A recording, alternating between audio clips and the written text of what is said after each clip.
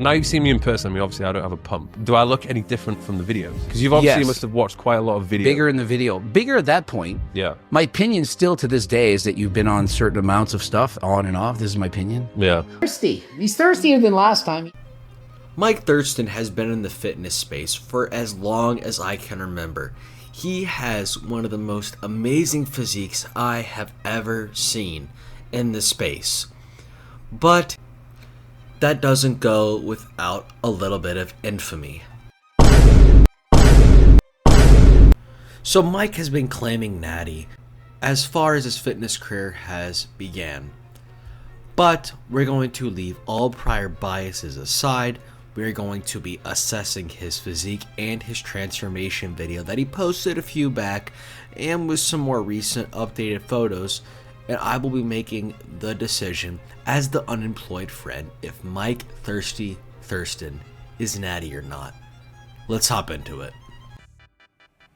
What's up guys, it's Mike Thurston here. In today's video I'm going to take you through my 8-year transformation. So when people say they have elite genetics, this is what they mean. This is a prime example of 1 in a billion genetics.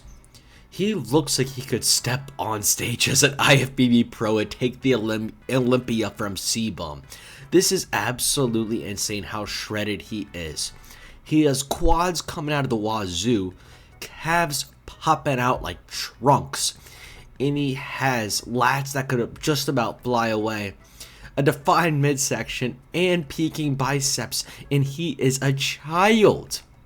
So the fact that he is starting off at this physique is a great sign for his natty status on his end.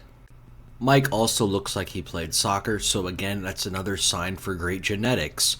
Usually more athletically inclined individuals can pack on more muscle. Just to go into the gym and to start building my muscles, okay? I'm not quite sure what it was, but I just remember I would go there, the little tiny school gym was like a box, it had some very basic equipment. I'd go there by myself and just try out the machines. I had no idea what the hell I was doing. I knew nothing about training, nutrition, programming. I would just go in there when I had the time and I would just lift things which I enjoyed lifting.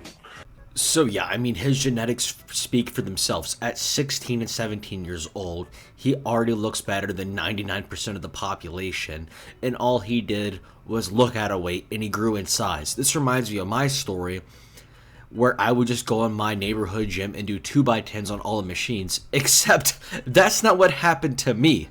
I still looked like a scrawny little kid. And what drives me insane is he's like, oh yeah, this physique is decent. Boy, do I hate when people say that. They like to underplay their genetics. It's ridiculous. It's almost like your friend that gets mad in your classroom when they get an A, and you're like, dude, why are you so upset? What'd you get? You failed? Oh no, dude, I got a 95. You got a 95? Why are you mad? Because I missed a couple of problems. I want to know what I missed. But yeah, I had a decent definition, a decent core, decent chest. It was always my strong point. It's another holiday in Ayia Napa. Don't ask me what I was doing here. It was some kind of contest, but you know, you can see there's a bit of definition there. But I was small. The frame was small. It was small. So then we move on to my first year of university. This was end of 2008, 2009. This was in, I believe, it was like October time. A party at university. I think it was Carnage, the bar crawl. And it was a porn star theme, so yeah, I went topless. So it was during my first year of university that I actually started to go to the gym on a regular basis, and I followed some kind of set routine. It was the old school bodybuilding routine where I would literally, there would be chest day, there would be back day, there would be shoulders, there would be arms, there should have been legs, but there was no legs because I did not like training legs. Yo, I've been training for 5 years, and I'd like to say I have a pretty decent physique right now. This man, first time in college running a bro split, and he has truly one of the best physiques I have ever seen.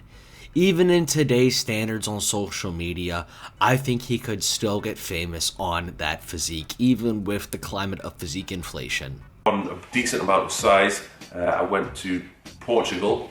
This was the first holiday away, it was only a couple of days, and then went on to Thailand. Now this was a 3-week holiday. As you can see at the start, I looked pretty big, I looked decent. But as the weeks went on, I lost size pretty drastically. I was drinking pretty much every single day. Believe it or not, I actually think this is 100% naturally achievable. Not for everyone, but for him. And this was him drinking every single day and going on vacation constantly. Absurd.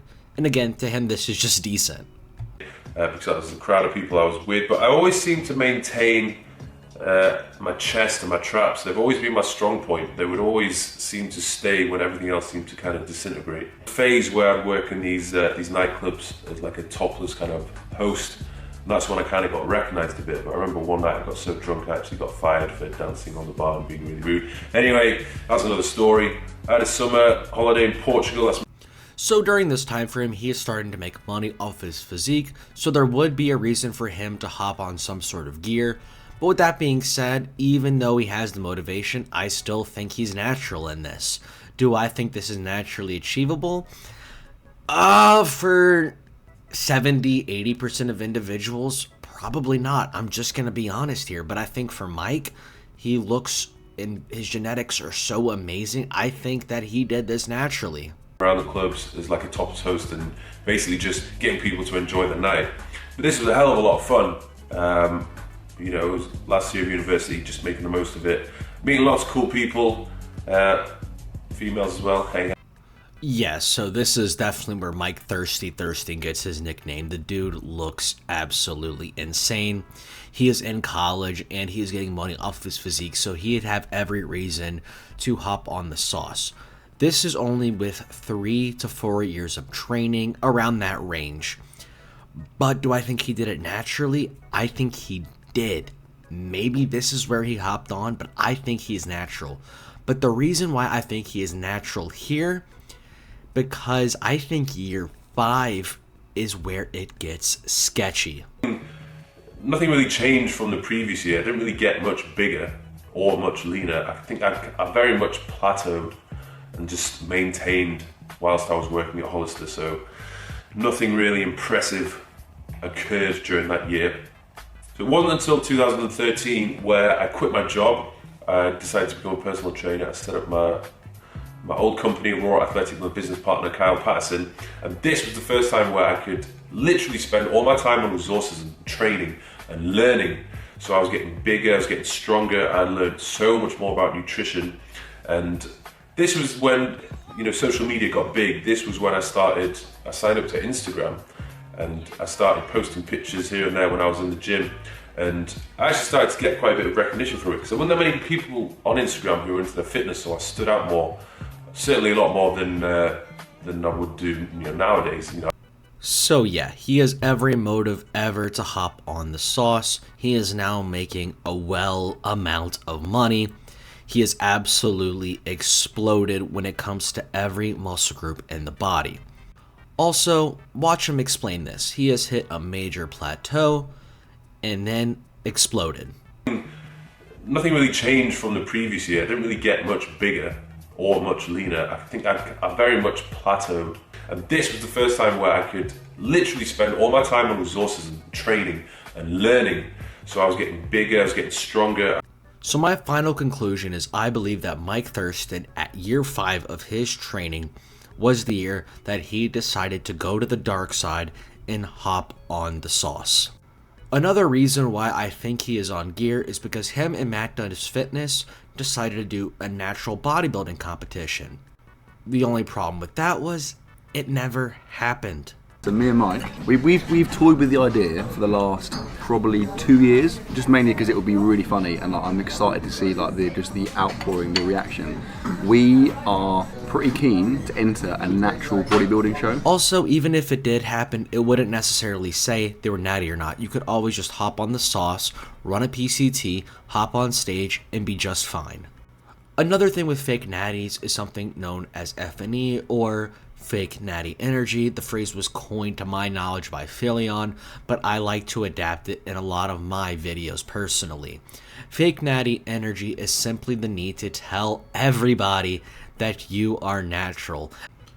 Also, when you get older, you don't continue to improve on your physique. This is Mike now. No lighting, no pump, and he has a dieseled out physique. So my final conclusion is, at year 5, Mike Thurston decided to hop on the sauce. Now again, I could be completely wrong, and he could be a lifetime natty for all I know. I could be wrong. Either way, Mike has been able to build and maintain an absolutely phenomenal physique, and he to this day continues to have one of the most impressive and aesthetic physiques in the industry, in my opinion. And that is an insane physique, naturally or enhanced. But with all that being said, I think that'll pretty much wrap it up for today. If you enjoyed, please leave a like, comment, subscribe, and I'll see y'all next time. Peace out.